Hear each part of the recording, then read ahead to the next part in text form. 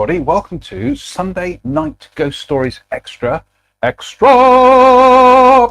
we are on a Wednesday, incroyable, everybody, the middle of the working week. How has that happened? I feel as though I'd only just powered up the Mac, the iMac on Monday, and here we are. So anyway, we've got lots to talk about at half time tonight. We've got things to open. We've got a fresh case of subscription beers have turned up. We've also got adventures to talk about today. So what are we reading? We are reading The Excellent Haunted Castles of Britain and Ireland. Just having a look to see where we've got up to. We're up to Ghostly Battles, Ethereal Defenders and Wronged Wives.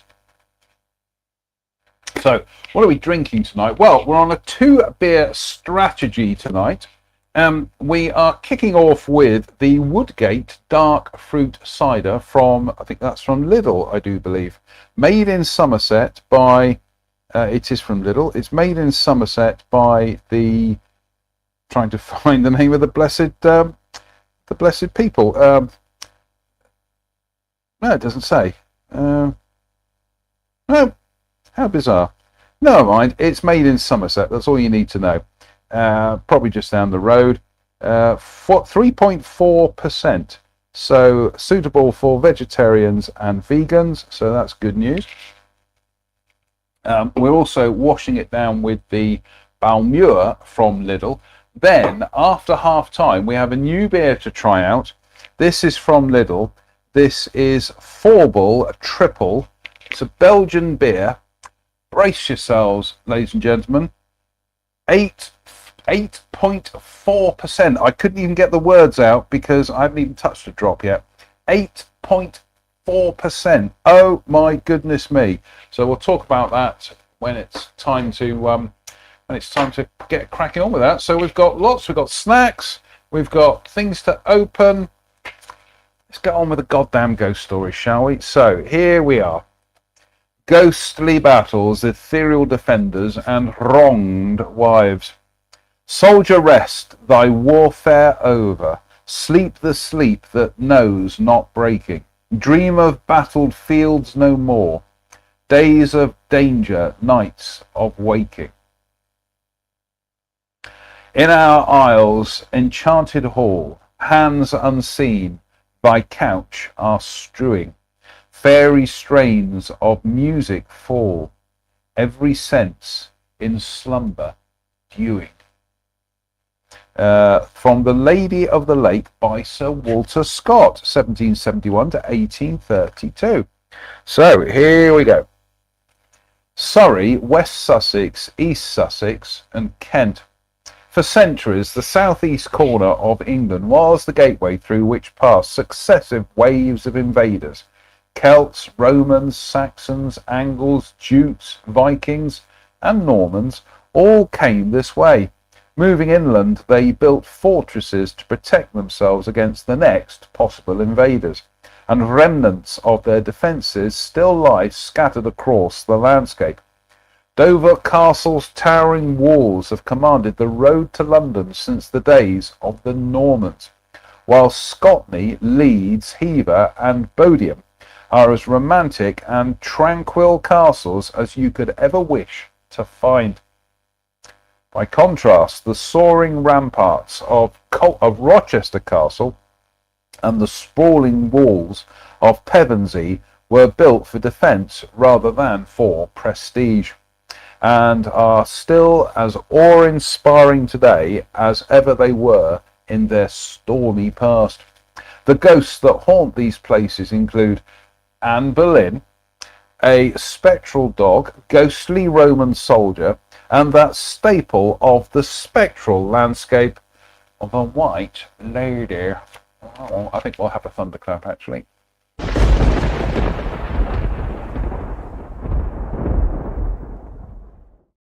We'll have a thunderclap, and we'll have a swig of the old fruit cider made in Somerset. I'm just trying to see who makes it.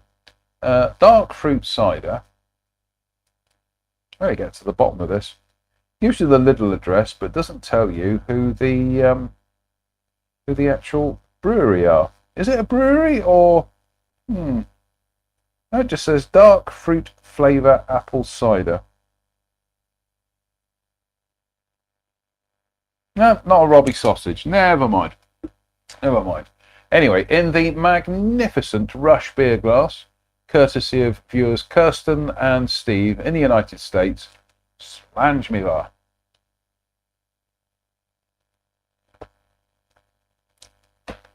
Oh my goodness me, I needed that after today's epic walk with Reg.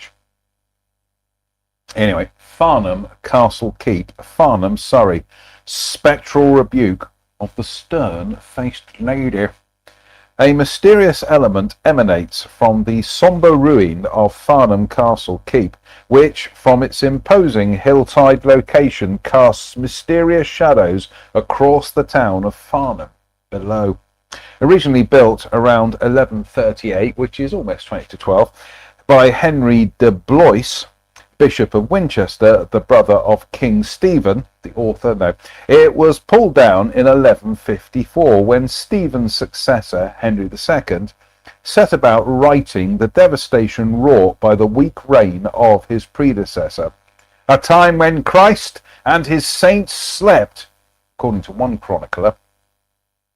Rebuilt, possibly by Henry de Blois himself, it remained a residential palace of the bishops of Winchester until the early 20th century. Many visitors have reported sighting an indistinct and hazy form drifting about the ruins of the keep, to the terror of some of them. But only occasionally does this disturbing phantom take on a recognizable guise.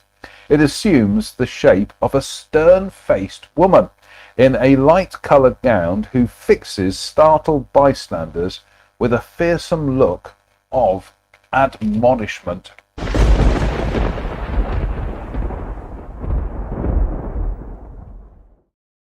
Incroyable.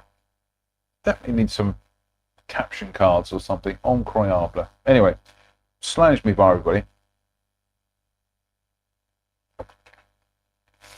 In fact, bear with a second. I am just going to bend my arms with my glasses because the damn things keep falling down tonight.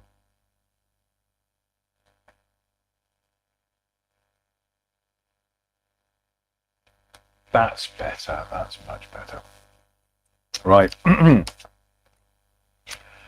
Amberley Castle. Amberley, West Sussex. The melancholic victim of a lustful bishop. Amberley Castle is simply special. It stands as a proud reminder of the days when bishops were held in high esteem, feared as much for their fighting prowess as for their writ of holy law. In 1377, Bishop Reed of Chichester built the Great Curtain Wall and massive gatehouse that dominate the landscape today. And over the next few centuries, his successors altered and expanded it. With the departure of the bishops of Chichester, the castle passed to the crown.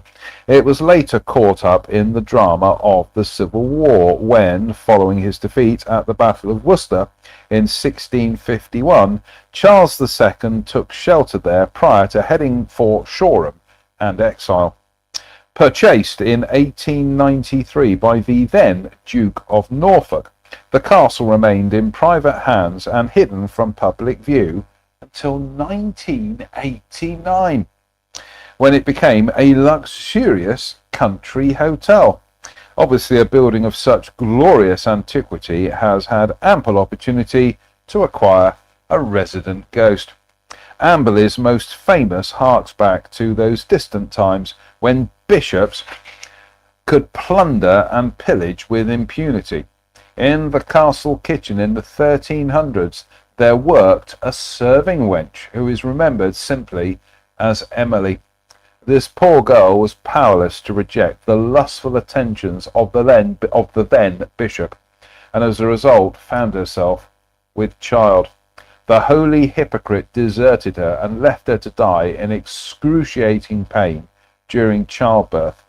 Ever since, her ghost has returned to the castle, a sad, despondent shade, content to keep a mournful eye on the comings and goings below from the lofty heights of the castle walls.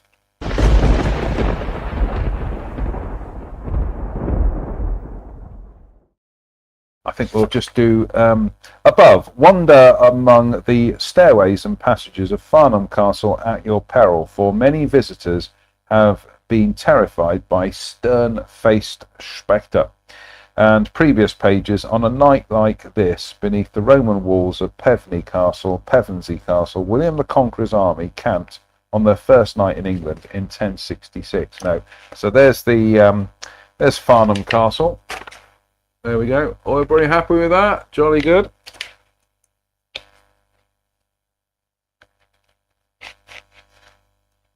I'm just seeing where we are. I've got bookmarks here, these are quite remarkable. These are leaflets that I picked up September 2006. So this leaflet is 20 years old. Perfect condition. Probably worth a fortune, actually not worth a damn thing. And again, I've got a leaflet here for the Fresh event at St Nicholas Market, again, September 2006. So these are leaflets that I picked up 20 years ago, and they've just become bookmarks. So anyway, let's have a bit more of the old cider. Cheers, me beers.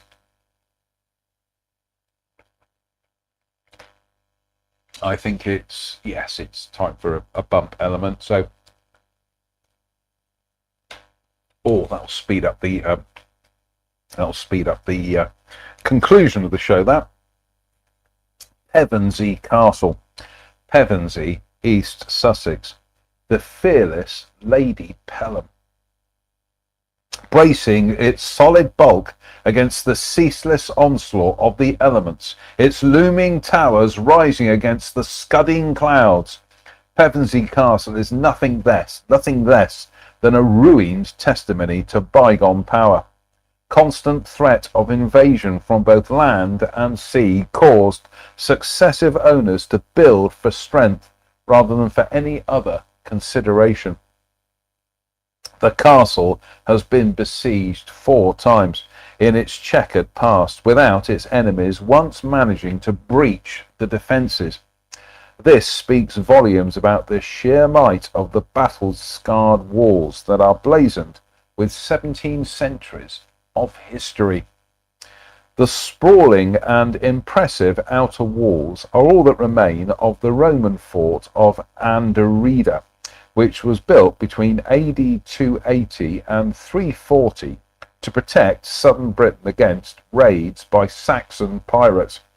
When the Romans left, it seems that the community chose to reside here, for the Anglo-Saxon Chronicle records how, in AD 491, a Saxon raiding party besieged the settlement and slaughtered every man, woman, and child.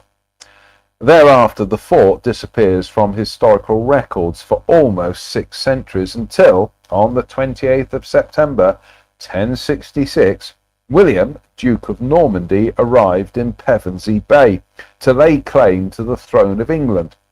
Legend states that as the Duke leapt ashore, he stumbled and fell. Realizing that his army might interpret this as a bad omen, William quickly sprang to his feet and, waving aloft fistfuls of earth, cried to his men, "I have seized this land in both hands, and I will never let it go." That night, with the Normans camped within the walls of the old Roman fort, That night, the Normans camped within the walls of the old Roman fort, and the next morning set out across the marshes to begin their invasion.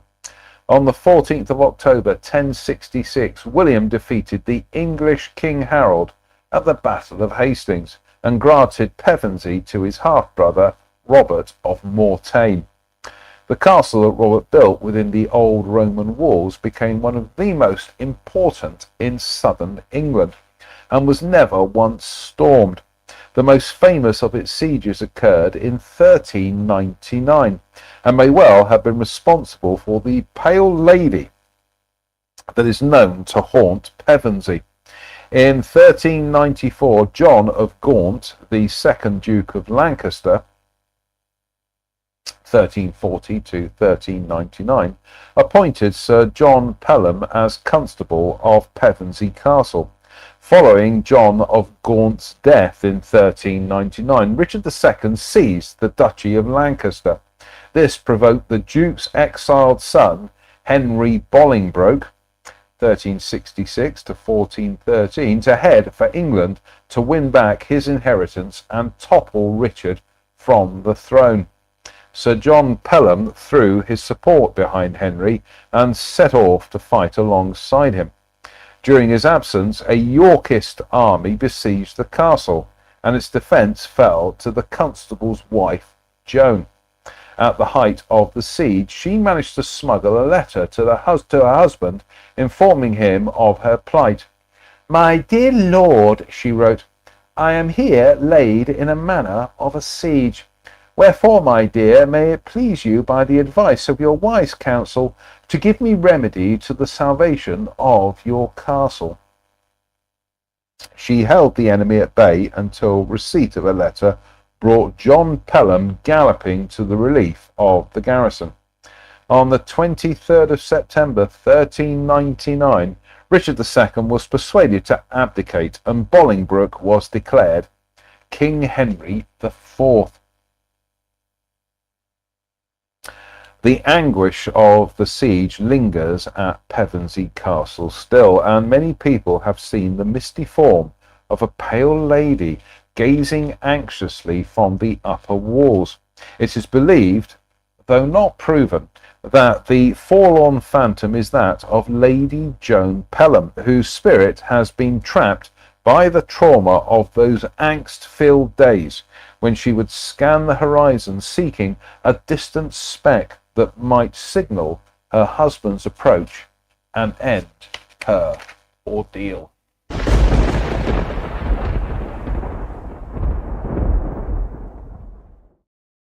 Oh, tilt the camera down a bit. That's better. Yeah, let's try and get a bit of the fire in there. Tilt it up a bit more. That's fine. That's perfect. Right. Goodness me. Just reading that back a minute. So Henry Bolingbroke to head for England. Right. Okay. Henry, Richard. I'm just trying to get my kings sorted out here. Richard and Henry. So bloody royals. What a nightmare. Goodness me, I'm going to have to read up how we pronounce this next one. Right, beer time. What are we up to? 19 minutes. So we've got this much cider to go. Oh, I've suddenly realised. Let's get rid of the rest of that. Wow. What do you know? Here we are. We are only 20 minutes into the show, and already we have a dead soldier. And Run VT. Oh, it's jolly nice of you. Hello, dead soldier. Seen plenty of those in my time. Indeed. It's nice to move on, everybody. Oh, lovely. Right.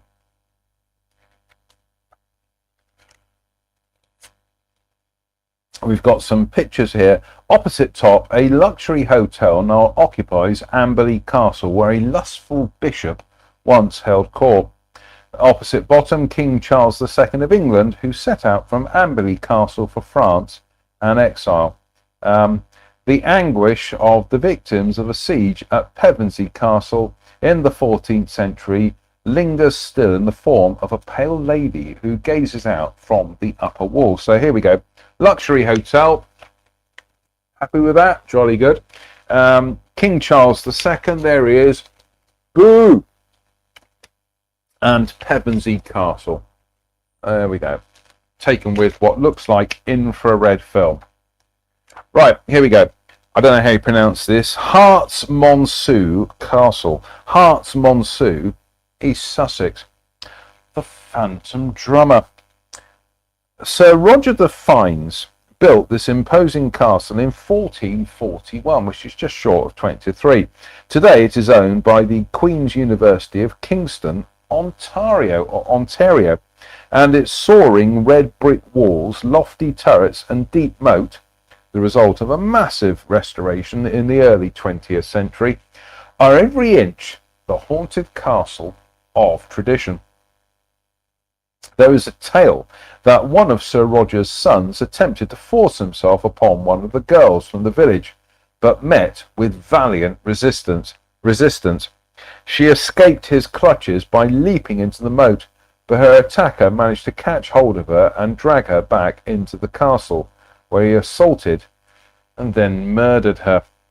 This unfortunate girl is thought to be the spectral White Lady, whose noiseless wraith has been seen swimming desperately across the moat at night, or standing nearby wringing her shriveled hands in sorrowful torment. The most famous shade to stir within the ancient walls is the Phantom Drummer, who has been seen striding along the ramparts at night. Some say that he lived in the 15th century and that he was killed at the Battle of Agincourt.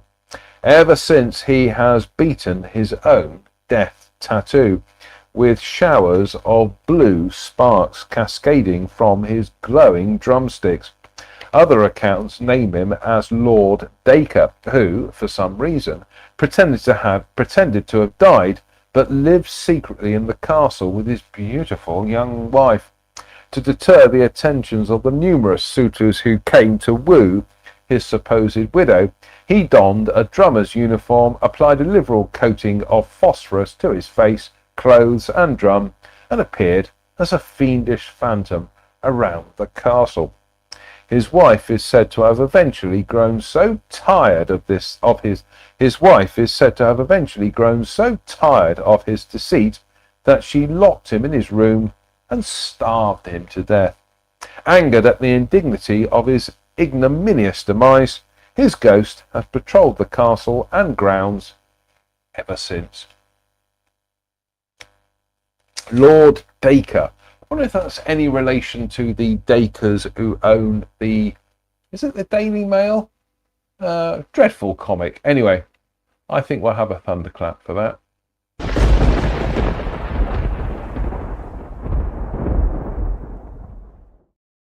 Oh, Richard Dacre. I don't know. It's been a long day, folks. I was up at stupid this morning, down in the office working, then off for a walk with Reg.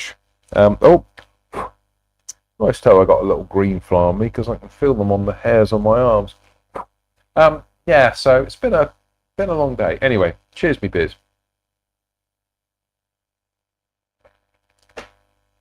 Oh, we got some fan mail. Let's just read the fan mail.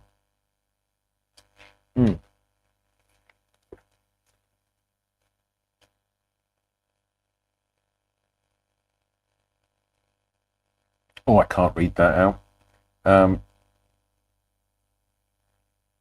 definitely can't read that out. Oh, shocking. Oh, I'm embarrassed. Right. Bodiam Castle. Bodiam, East Sussex. The Phantom Party that never ends. Bodiam, the quintessential medieval castle, nestles peacefully amid grassy fields, its ghostly image rippling in the silent waters of its lily-starred moat. Built by Sir Edward Dahlingrieg in 1385, the castle was intended both as a defence against possible French invasion and, perhaps more importantly, an opulent testimony to the wealth and power of its owner. In the centuries that followed, the castle enjoyed a tranquil and relatively uneventful existence until, during the Civil War, its bridge and interior were dismantled and its barbican partly demolished to render it untenable. Thereafter, the ivy-clad ruins became a magnet to those who viewed it as a picturesque reminder of England's medieval glories. It was acquired in 1916 by Lord Curzon, who determined that so rare a treasure should neither be lost to our country nor desecrated by irreverent hands, bequeathed it to the National Trust.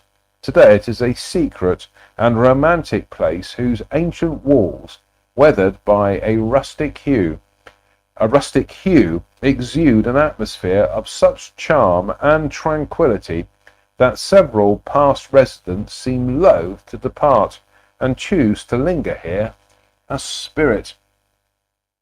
Some people passing the ruins at dead of night have reported the distinctive sound of spectral revels emanating from the hollow shell.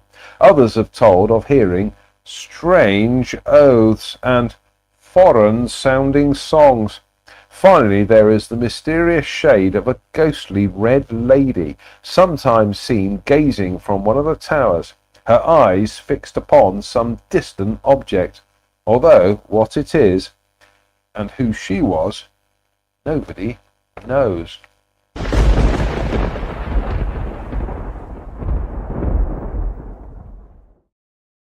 Ba-ba-bum. Right, let's probably up to 28 minutes. Goodness me, we're coming up to half time here. Just having a look to see how many more. Yeah, I think we'll crack on. We'll crack on with the second part of this after half time, which will be coming up very shortly. So, slange me by, everybody. Ah, your good health.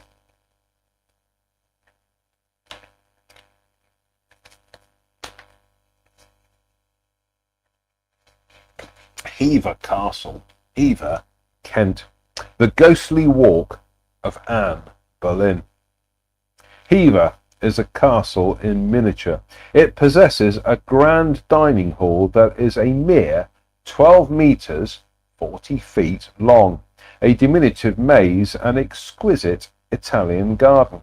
The courtyard is more befitting that of an English country inn, and the interior is one that any stately home would be proud of, resplendent with period furnishings, works of art, and historic treasures.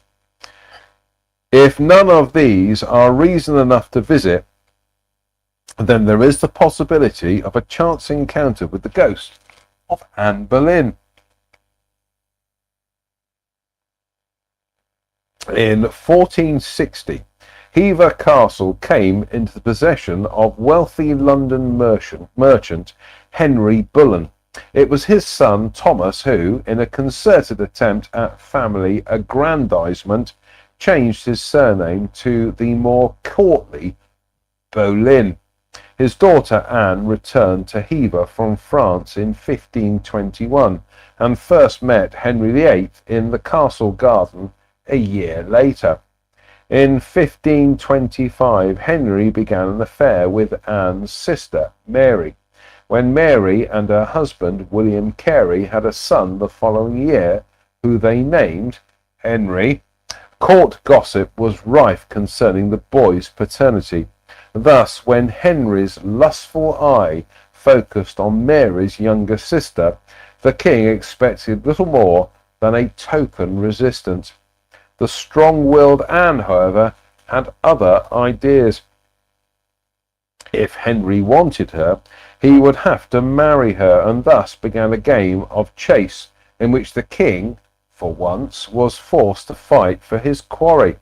Henry wrote 17 letters to Anne, pledging himself in heart, body, and will, her loyal and most ensured servant. Consumed with passion, he wrote how he wished himself in my sweetheart's arms, whose pretty duckies I facest shortly to kiss.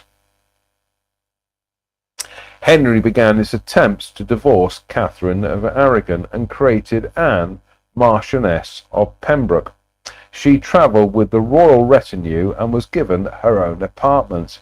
Finally, secure in the knowledge that the king was hers, she surrendered to his advances, and by the time she and Henry were secretly married in January 1533, which is just gone 3:30, Anne was pregnant.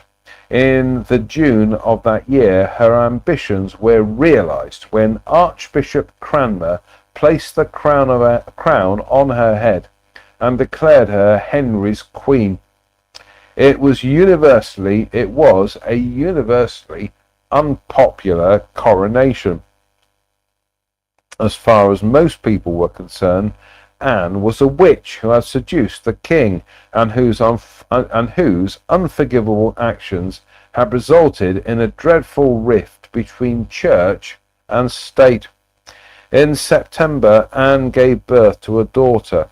Henry, who had long hoped for a son and heir, was disappointed, yet not despairing, and the girl was christened Elizabeth. When each of Anne's next pregnancies ended in miscarriage, the king's ardour began to cool, and he found solace in the arms and bed of one of her maids of honour, Jane Seymour. Not the actress from Live and Let Die, I will hasten to add.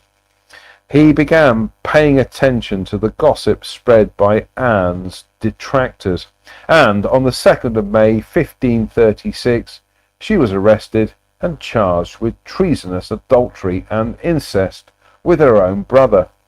Anne was sent to the Tower of London, declared guilty, and sentenced to death. On the 19th of May 1536, she was beheaded at the Tower of London. Anne's father, Thomas Boleyn, retired to Hever Castle in disgrace. Following his death in 1538, Henry commandeered the property and later gave it to Anne of Cleves, whom he had just divorced. Thereafter, Hever fell into disrepair, even being used as a farmhouse at one stage. It was bought in 1903 by the American multimillionaire William Waldorf Astor, who set about a restoration project that saw 2,000 workmen labour continuously for 4 years to create the jewel that greets visitors today. Inevitably, Anne Boleyn haunts Hever Castle, Christmas Eve being her chosen day. Her sombre spectre is seen drifting silently over the picturesque bridge that spans the River Eden in the grounds of the home where she knew much happiness and from which she embarked on a journey that would change the course of English history.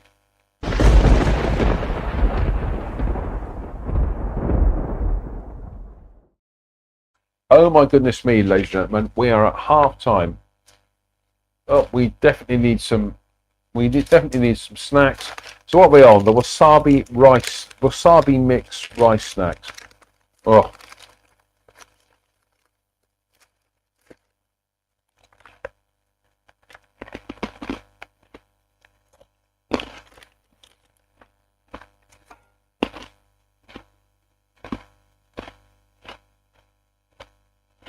Mmm.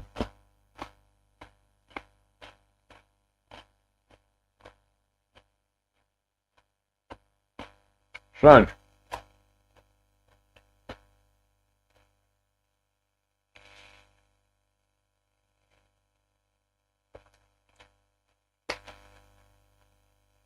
I'm definitely going to get some more of this Woodgate dark fruit cider made in Somerset, because that's delicious. That's dirt lush. Strange. Right. Elephant in the room. We have another box of subscription beers. So let's have a look what they are. Baltic Porter. So this one is called Puhast.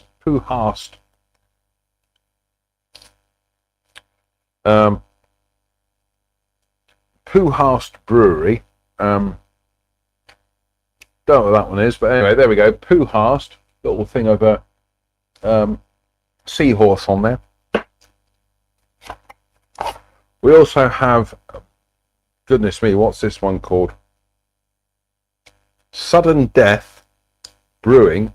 I can't read what it says. Dirge.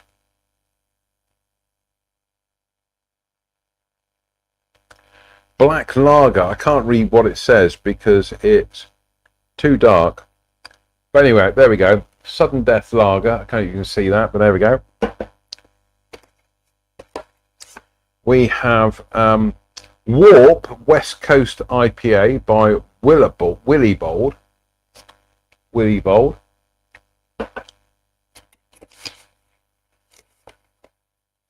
And Paliba Oat Pilsner. Oh, I like the sound of that. Paliba Oat Pilsner. So let's pop these ones back, shall we? And we have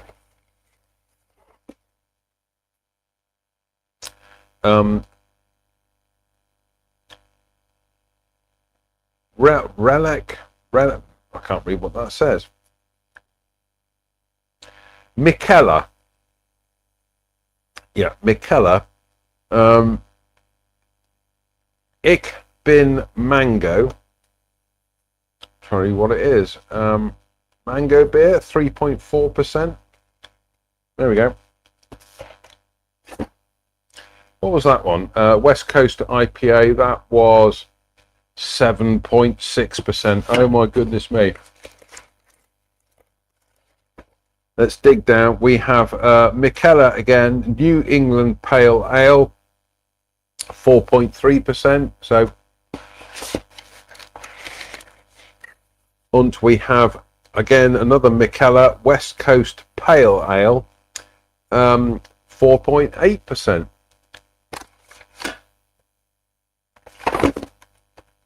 And what do we have here? Pojala Lager, a crisp and hoppy lager beer, 4.7%. So that will form the basis of a future one. Oh, we got some. Oh, we got the beer burps at 39 minutes and 10 seconds. I do apologise. Oh, there we go. Another Mikella hazelnut stout. I like the sound of that. Hazelnut stout, 4.5%. There we go. Another Mikella New England IPA, which is 6.2%. Oh my goodness me. And some more here. What have we got? More Mikella Hoppy Blonde. 4.5% Hoppy Blonde in the yellow can. And we have another Mikella here. Just read what that says. Black IPA. Black IPA, 5.5%. And the last we have Towering Trees Hazy India Pale Ale by Roos Brewing, and that is 6.5%. That's no lightweight. It's another Mikella beer, West Coast IPA, and it is 6%. Oh my goodness me. So there we go, West Coast IPA. And we've got some snacks. What are the snacks? Authentic Italian Pizzeria Bites, tomato and herb, crostini cracker. So we got them. And what we got here? Oh no, we've got another one down here. I haven't opened that one. It's another Mikella one, and it is Italian Pilsner, 4.6%. There we go. Italian Pilsner. We opened all these other ones, haven't we? Just having a look. Yeah, we've done that one. And this is Sizzling Spice, Crunchy Corn Nibbles. So there we go. So that's the latest Beer 52 case, which is exciting stuff. So that will form the basis of future ghost stories, but we are going to have some more wasabi snack mix, and we've got some books to open. Oh my goodness me, isn't that exciting tonight?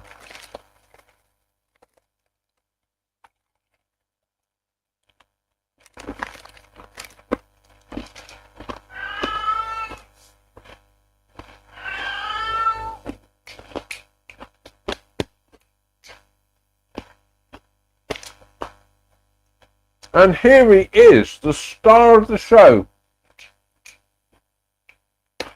You coming up there?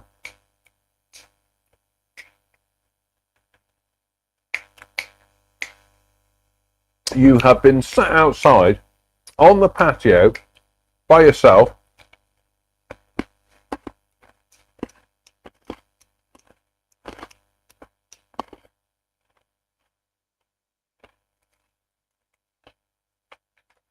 Right. We've had books turn up, so let's open the packages for the books.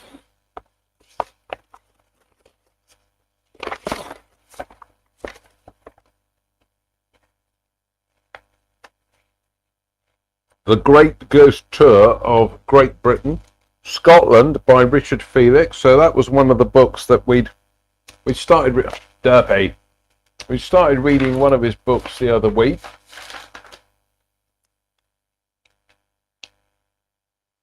Down you go. So exciting stuff. So that's that one. We've got another one here. For goodness sake, you are blocking the camera. Come on down. So like Leslie Crowther here. Come on down.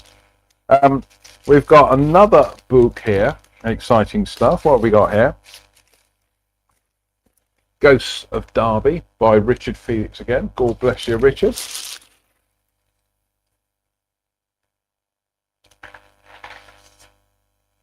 Then we've got Dirt here.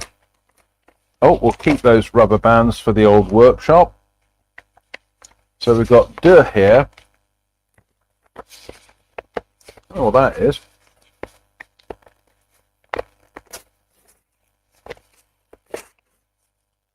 Ah, here we go. This was one I ordered called Haunted Yorkshire by W.R. Mitchell. Okay,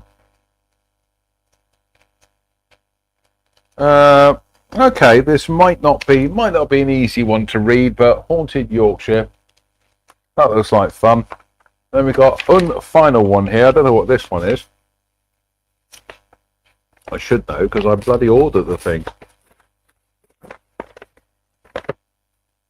Ah, I know what this is. Not a book. It is excitingly a baseball cap. It's actually a very nice baseball cap. Let's just get the.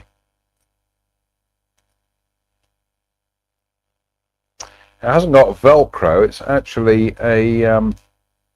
actually a clasp that you put through. Let me think. Anyway, look, here we go. A new baseball cap. Let's just get the clasp in the right direction. A new baseball cap, but look at that. It's a Godzilla baseball cap. Oh my goodness me. Now you can't see that, but there we go. Look at that. There he is. Oh, exciting times. I mean, I'm 59, but I still love my giant Japanese monster movies. So, God help me.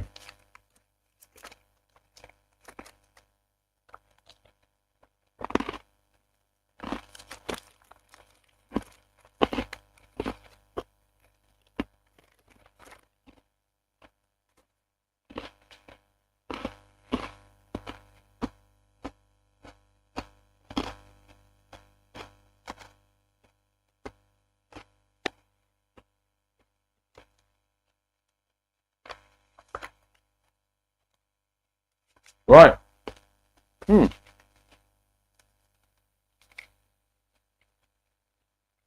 Before I forget, the other thing I've forgotten to talk about tonight was it was a 2-reg walk today. But we didn't do the West Somerset Railway today. We had a day off, so to speak. So we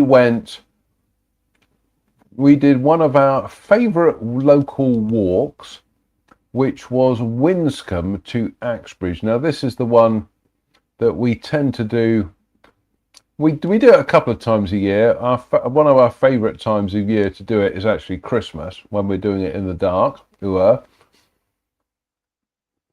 But today we did it in the blazing late summer sun. Now the weather forecast was for rain, so we both packed our waterproofs into our bags.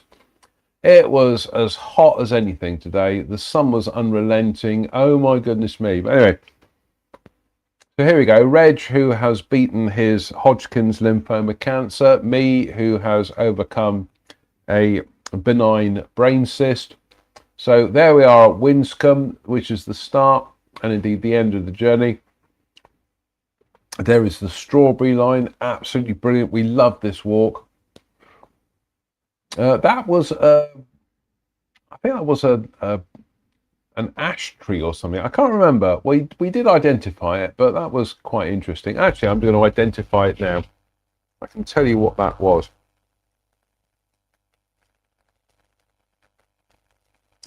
What did you do on Wednesday night? Well, I tuned in to watch Sunday Night Ghost Stories, but instead he was banging on about bloody trees. That is a willow. Sorry, it's a willow tree. Anyway, and there is the Chute Shelf Tunnel, which is absolutely brilliant. That is one of our favourite parts of the walk. That's Axbridge. What a glorious little village it is, steeped in history, and almost every one of the houses walking down the high street there has a plaque explaining its historical context. As you will see on this one, Axbridge Heritage Trail, 27 High Street, once home of TV and film actor Gordon Rollings, famous for the John Smith's adverts. I tell you what, we're going to look up Gordon Rollings. Oh, right, yes. Okay. Goodness me. We'll come to this after we've done this bit. So there we go. Gordon Rollings, St Jude Studio. That's for my friend Jude. We were going to go to the Arms House, but they're not open on a Wednesday. So we went across the road to the little antiques place where we had Reg had a cheese and onion sandwich. I had a chocolate flapjack, absolutely delicious.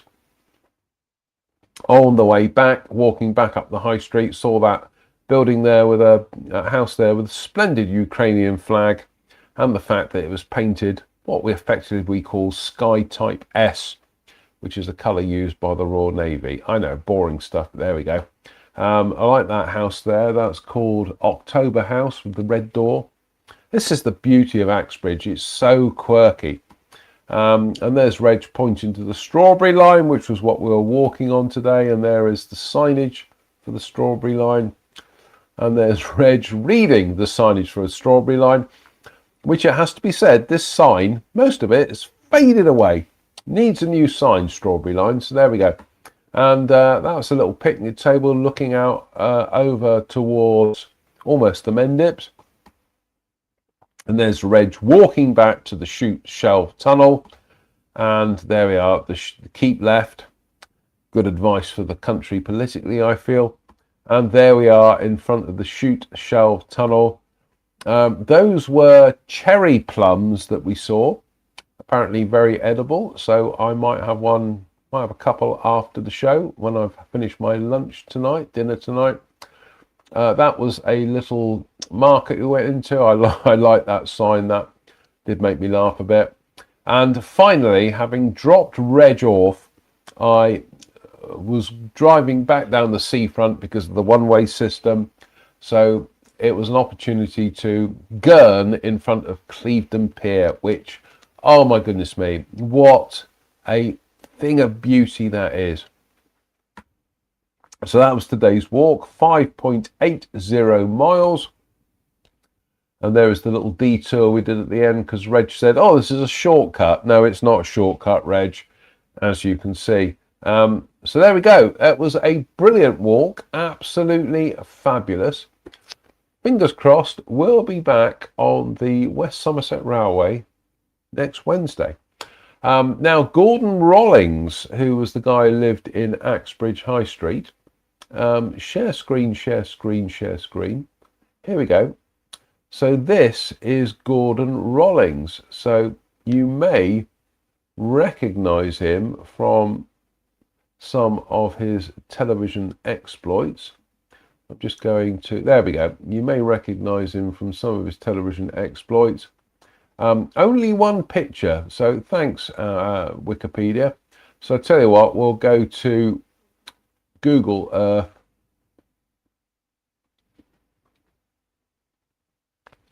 Yes, you'll recognize him. He's been in loads of things. Thank you, Derps.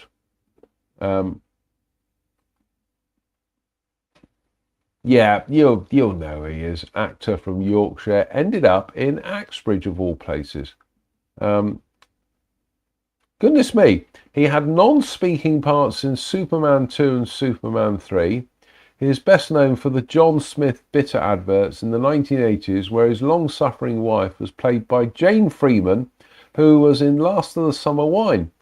She played Nora Batty. He died in 1985. He was 59. Oh my goodness me, that's quite incredible. So there we go. That's a fascinating bit of history.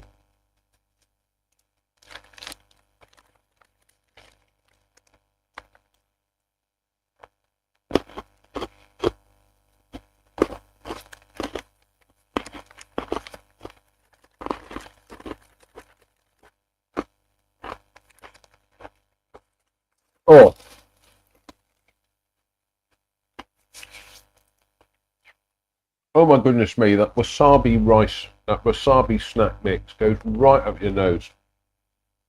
Right. 4-bell triple. It says here, the art of brewing has been in our Belgian genes for centuries. It's a craft we were born to master. Having been to Belgium, I can echo that. Discover 4-bell triple, a refined 3-grain beer that strikes a perfect balance between spicy depth and subtle sweetness.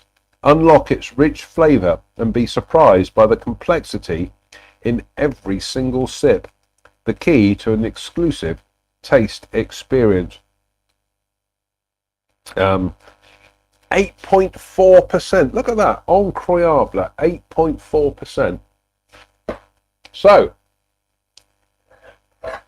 with the magnificent Godzilla bottle opener,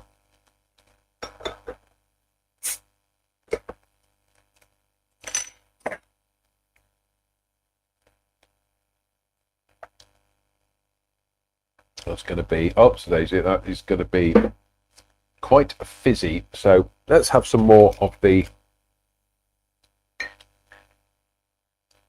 Balmoral.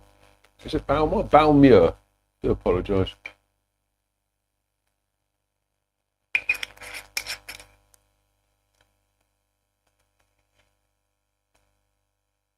Derpy, what have I done with my glasses? There they are. Oh, I've got some fan mail. Let's just read the fan mail. Goodness me, we're up to 56 minutes already. I can't read that. That is absolutely foul. Right, here we go. Eynsford Castle, Eynsford, Kent. The haunted rubble. There is a theory that buildings can somehow record the events that happen within them, and that walls can become charged with the energy, personalities and emotions of those who have lived there.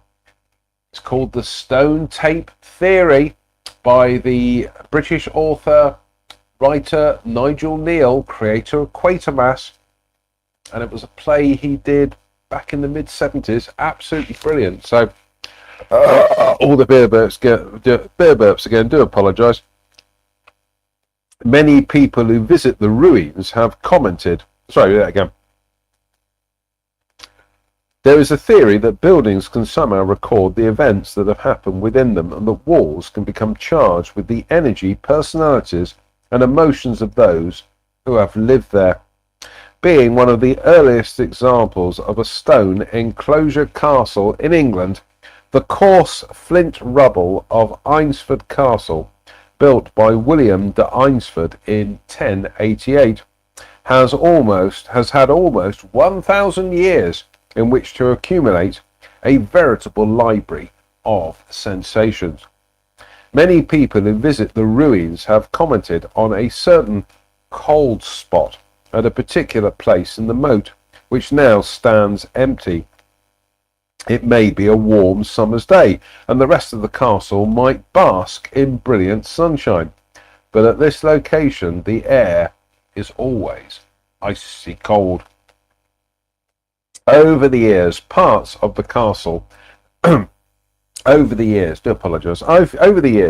parts of the castle have been incorporated into other buildings in the village, one of which is now the studio of this book's photographer, John Mason. Several times some mischievous sprite has rearranged the furniture and equipment there. John has returned from overseas shoots to be told by neighbours that the heavy main door, the only set of keys to which he had with him, was heard slamming repeatedly, although when investigated they found it to be firmly locked. Friends staying overnight at the studio have woken the next morning to find their clothes hanging over the rafters. Two models, who were to have a heated argument during a shoot, were astonished when a heavy box was flung across the room. Whether or not the ghostly goings-on are the result of some force or emotion transferred to the studio in the rubble of the castle is pure speculation. Interestingly, the activity always seems to occur in the vicinity of the only wall that is built from the remnants of Eynsford Castle.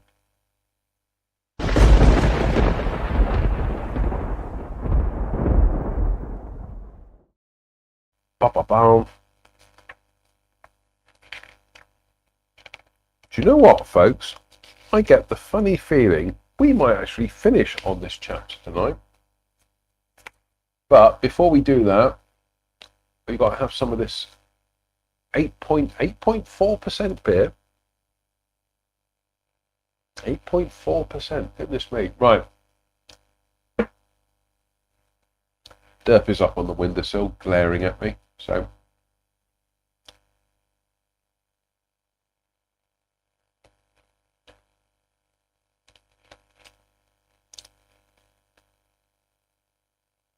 I gotta say, that is one of the tastiest beers we've had in a long time. That's very nice. That's from Lidl.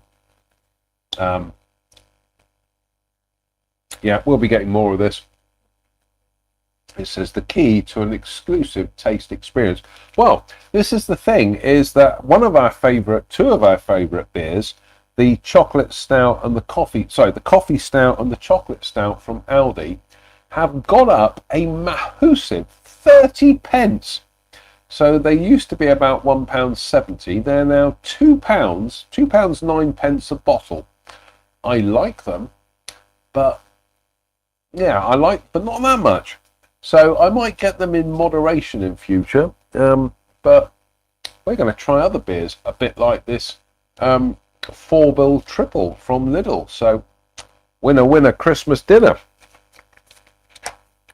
Are we going to have some more snacks, Derp? I think we are. I think we'll open another bag of snacks. What should we have? I think we'll try the we've had it before, Japanese style rice mix. Because we go hungry tonight.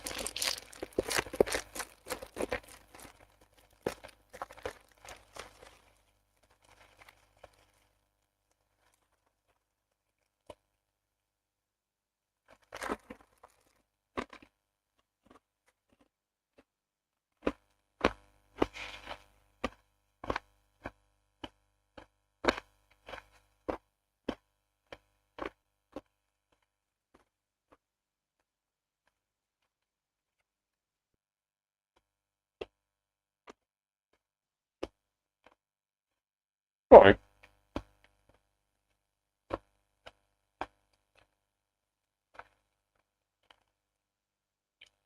We just bumped through the hour mark. So, Scotney Castle near Lamberhurst, Kent. A bedraggled spectre comes a knocking. Ensconced within a tall screen of leafy boughs, and shielded from prying eyes by picturesque profusion of flora and fauna, the dreamy ruins of Scotney Castle blend harmoniously into their surroundings. No one who ventures here can deny that the whole foundation lies in a time warp. Roger Ashburnham built Scotney Castle between 1378 and 1380 in response to the potential threat of a French invasion. Later it came into the possession of the staunchly papist Darrell family, who allowed the Jesuit priest Robert Blount to use their home as a base and hiding place during the Catholic persecutions in the reign of Elizabeth I. At Christmas 1598, the authorities, having received a tip-off concerning his whereabouts, arrived to search the castle. As Father Blount hid within the priest's hole, which can still be seen inside the castle today, Mistress Darrell noticed that his belt was protruding from beneath the secret door. By way of warning to the hidden cleric, she raised her voice slightly. The searching soldiers noticed this and, convinced they were close to their quarry, began to batter down the outside wall, which would certainly have found him had not a thunderstorm halted their search. It was imperative that the priest should escape, and a cunning plan was duly hatched. As the soldiers, who had moved into the castle to facilitate a more thorough search, dined that night, a servant burst into the room and told them that someone was stealing their horses. When the troops rushed out, Richard Blount crept from his hiding place, swam across the moat, and vanished into the night, never to be captured.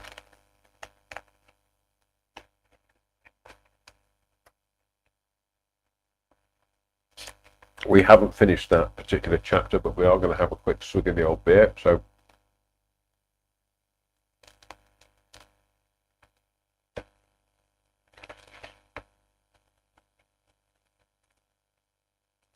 oh my goodness me, we are definitely getting some more of this 4-bell triple.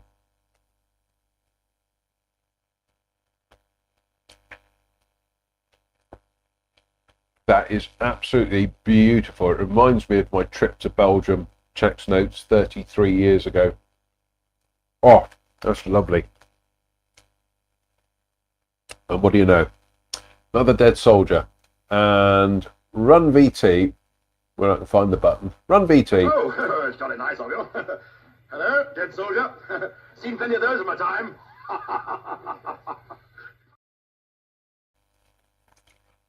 Sound. Right.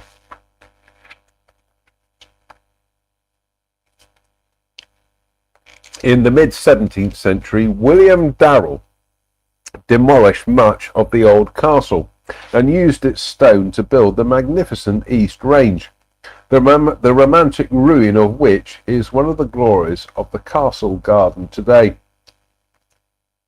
In 1720, which is about 20 minutes past 5, Arthur Darrell, the then owner of the castle, died abroad, and his body was brought back for burial in nearby Lamberhurst Church. As the coffin was being lowered into the grave, those present noticed a stranger, swathed in a long black cloak, standing among them. As the service neared its conclusion, the mysterious figure turned to a fellow mourner and whispered, "That is me they think they are burying." Moments later he had disappeared, and despite a thorough search, no sign of him could be found. Did the ghost of Arthur Darrell appear at his own funeral, or was there a more earthly explanation behind the bizarre incident?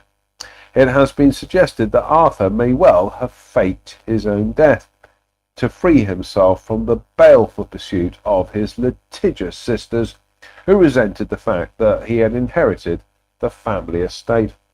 With Arthur's death, the castle passed to a kinsman whom the sisters harried mercilessly in a series of frenzied and expensive lawsuits that all but bankrupted the estate.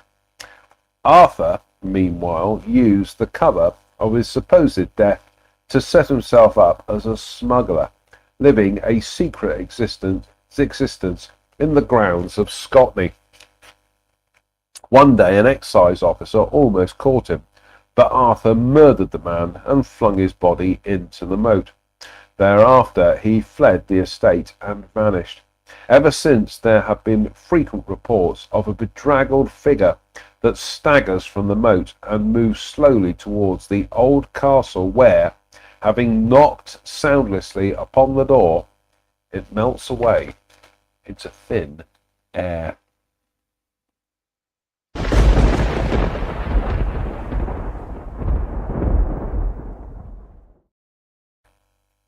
I think this will be the last three for tonight. Goodness me.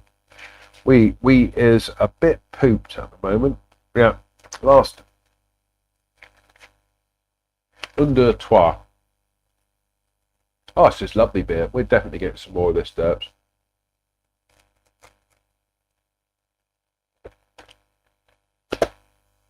Oh my goodness me. That is, to use a local idiom, Gert Lush.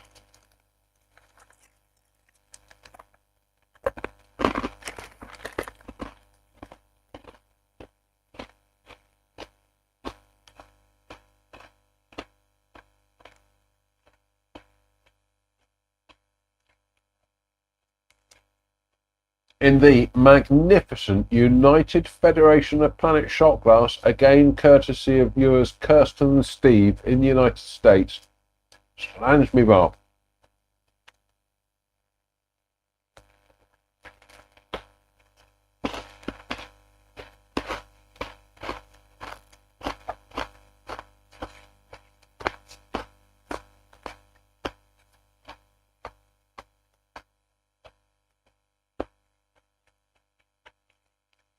Oh, the beer burps again. Do apologise.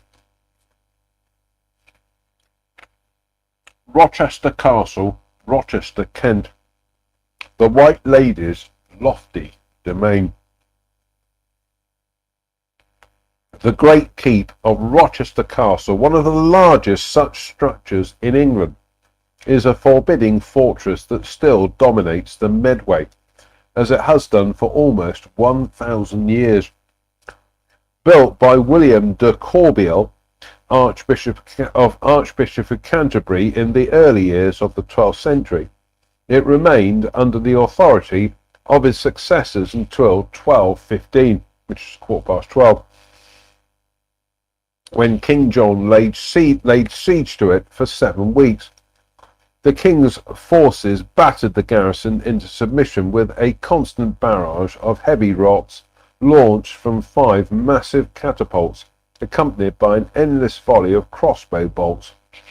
The castle was again besieged in 1264, when Simon de Montfort rebelled against Henry III.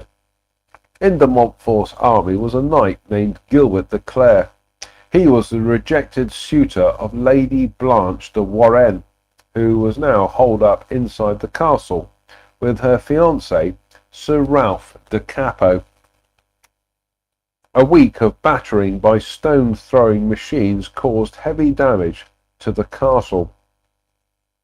A mine tunnel was then begun, which would have toppled the walls and brought about the castle's capture, had not de Montfort been forced to beat a hasty retreat when news was brought that the king was approaching with an army. Suddenly the castle gates opened and Sir Ralph, emboldened by the proximity of the king's forces, led his fellow defenders in pursuit of the retreating rebels. Lady Blanche de Warenne watched the skirmish from the southern battlement of the castle, and, no doubt, felt a twinge of relief when she saw her betrothed galloping back towards its gate.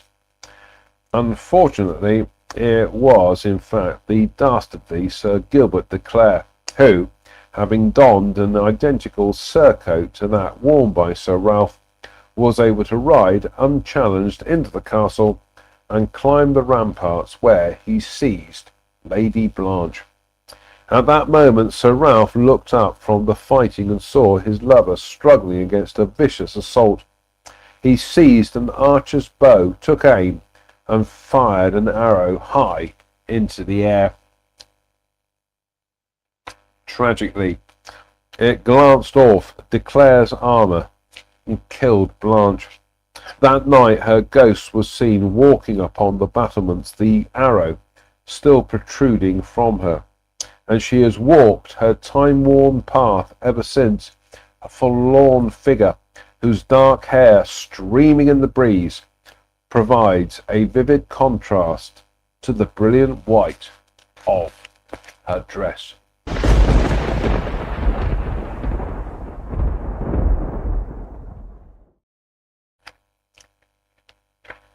I think we'll come towards the end there. 1 hour and 15 minutes, 1 hour and 13 minutes, rather.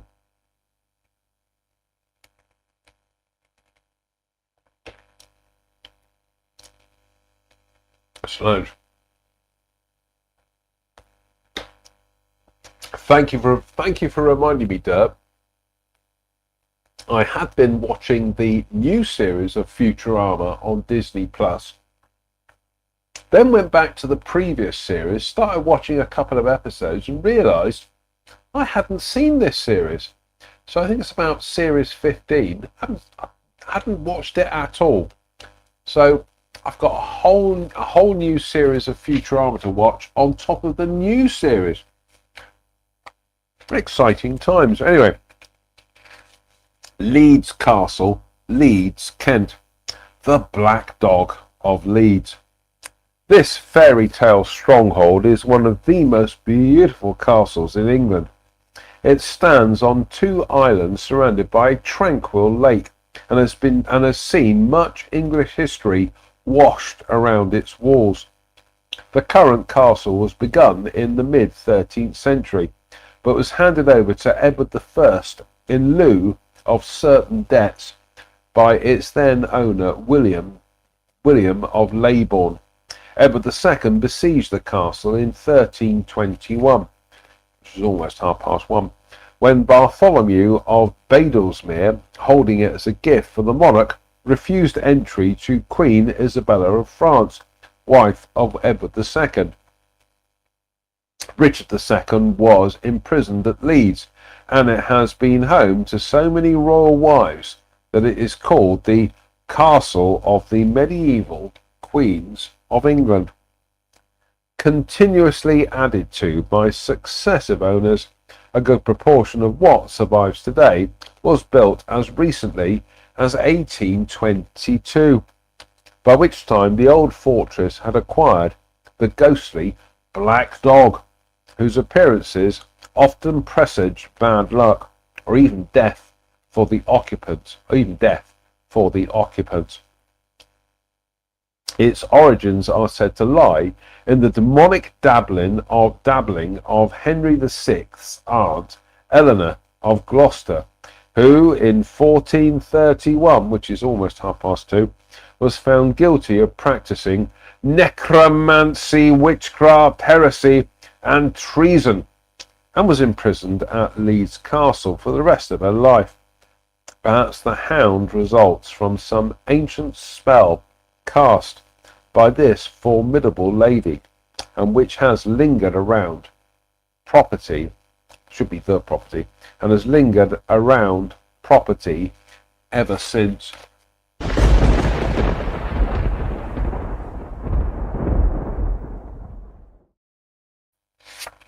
See again. Slight double standard there. Lady Eleanor of Gloucester, Henry the Sixth's aunt, Eleanor of Gloucester, was found guilty of practicing witchcraft. Was she burned at the stake? Nope. Nope, because she was of a privileged background, she was just locked up for the rest of her life. But if you were poor, here we go, derps. Last one for tonight, because we're going to go downstairs and watch some Futurama and have some supper. So, oh, lovely. Sloan. Right, last for tonight. Last part of the chapter for tonight. Dover Castle. Dover, Kent. A spectral cornucopia and a plummeting phantom. Few British fortresses can boast a pedigree as impressive as that of Dover Castle. It gazes seaward from a lofty vantage point, hurling its defiant challenge at all would-be invaders. Topple me if you can. Much of the structure... Oh, the beer hurts, do apologise. Much of the structure that confronts today's visitor was built by order of Henry II, 1133 to 1189. One of the most stirring events in its history occurred in 1216, during the reign of Henry's universally despised son, King John, 1167 to 1216. The Pope, having failed to subjugate John with spiritual threats, called on Louis of France to depose him. Louis arrived with a French army equipped with several engines of war and, having joined forces with the English barons, laid siege to Dover Castle. Its walls held for 15 weeks before the death of John intervened to change English attitudes and turn opinion against the Frenchman, forcing him to return home. Centrally again. Its walls held for 15 weeks before the death of John intervened to change English attitudes and turn opinion against the Frenchman, forcing him to return home. Yeah, I did read that right. Centuries later, when Dover became an important defence against another possible French invasion during the Napoleonic Wars, a young drummer boy was reputedly murdered in the labyrinth of subterranean passages which are beneath the castle. Presumably his assailants decapitated their victim, for the phantom strolls along the battlements without its head. Within the solid walls of the old keep, a woman in a flowing red dress shares her ethereal domain with a male spectre in the garb of a cavalier. A Vauxhall Cavalier, obviously. The underground tunnels, formerly known as the Hellfire Corner, are where witnesses have reported seeing the shades of several World War II personnel.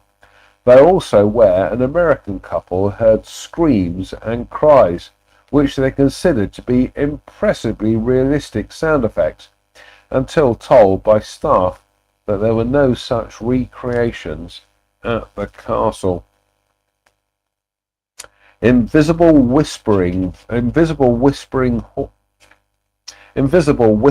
voices heard in the dead of night, doors opening and closing of their own volition, and sudden drops in temperature for no earthly reason are just some of the other phenomena experienced at the castle. If none of this is sufficient to elicit cold shivers, then heed the experience of two television researchers who, while walking past the keep, heard a scream from above as though someone had just flung themselves from the battlements. Convinced that a suicide was plummeting towards them, they leapt for cover and waited for the impact. Moments later, the screams ceased. but no body made contact with Terra Firma.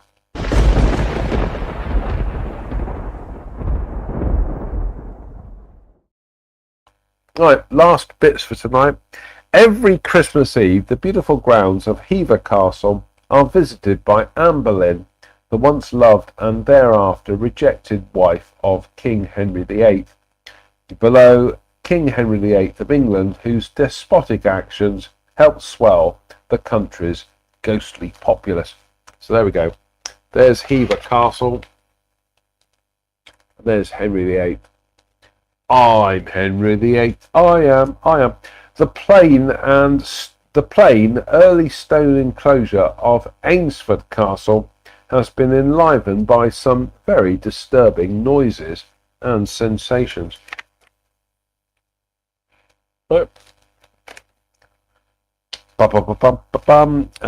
Scotney Castle was rebuilt in the 17th century, but this did not deter the bedraggled shade who knocks silently at the door. There is Scotney Castle. Opposite, the hollow ruins of Rochester Castle, rising high above the town, were the scene of a most tragic death. There we go. Rochester Castle. Bum, bum, bum. Last couple for tonight. Opposite bottom, a black hound presaging death mars the exquisite beauty of Leeds Castle, set as it is on two picturesque islands in a serene lake. So that there is Leeds Castle, not Leeds in Yorkshire, it's got to be said. And finally, right, Dover Castle, a soaring symbol of medieval defiance at the southeastern edge of England, is also the realm of many phantoms, including one of a cavalier. There we go. Bum, bum, bum. Right, that's it for tonight. Next time we will be at sea-sprayed ramparts, hellish hounds, and the devil's nimble footwork. Let's put our 20-year-old bookmarks in there. Oh my goodness me. I can't wait for that. I really can't wait for that. Right, let's finish the beer off tonight. Slàinte mhath.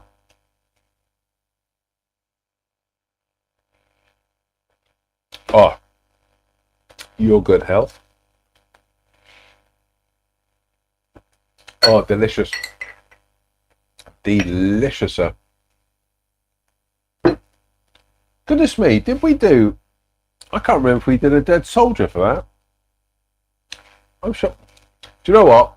I probably have forgotten to do a dead soldier for the bottle of beer. So, here we go. Dead soldier. Oh, hello, it's jolly nice of you. Hello, dead soldier. Seen plenty of those in my time. We did do it, but I've completely forgotten. So anyway, we are. Exciting stuff. Fingers crossed, we'll be back on Friday for, brace yourselves, Sunday Night Ghost Stories Extra on a Friday. Until then, it behoves me to say thank you for watching. Why? Why not? What else can I do on a Wednesday night than watch a confused man from Dudley with holes in his head, drink ghost stories, and read alcohol? Come on, folks, you can do better. I can't. I'm trapped here in this tragic existence, but you can do better. Anyway, until next time, as ever, thank you for watching. Stay safe, stay out of trouble, and please don't have nightmares. Good night. And he hasn't pressed the right button. Let's try that. Let's try that again. Oh, goodness me. It's one of those nights, folks. As always, thank you for watching. Stay safe, stay out of trouble, and please don't have nightmares. Good night.